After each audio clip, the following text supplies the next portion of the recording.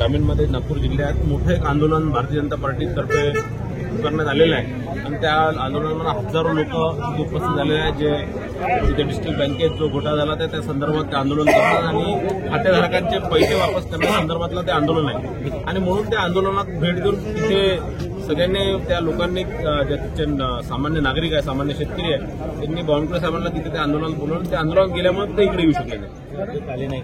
कोणते मोठे नेते येणार यावेळेस?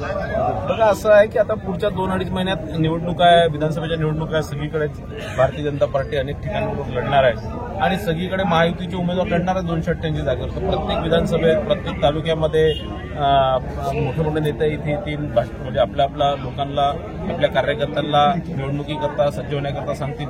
हे चालतच राहणार आहे. पाहिलं की आज जसे इथे अध्यक्ष आले नाही, मात्र प्रफुल्ल पटेल येऊन गेले त्यांनी राष्ट्रवादीच्या कोट्यामध्ये हे जागा जाणार भाजपला. बघा, असं आहे की ते कुणाच्या कोट्यात जाणार की नाही जाणार हे आज सांगता येत नाही. पण मागच्या वेळेस ही सीट आम्ही 700 मतांनी हारलो होतो, म्हणजे 350 मतांनी हारलो होतो असं समजून घ्या. आणि इतक्या कमी मतांनी हरल्यानंतर ही सीटवरती आम्ही दावा निश्चितच करणार आहे. कारण ही सीट आज भारतीय जनता पार्टी 100% निवडून येणार. इथे भारतीय जनता पार्टीबद्दल फार लोकांमध्ये सहानुभूती आहे आणि भारतीय जनता पार्टीची ताकद सुद्धा इथे मोठ्या प्रमाणात.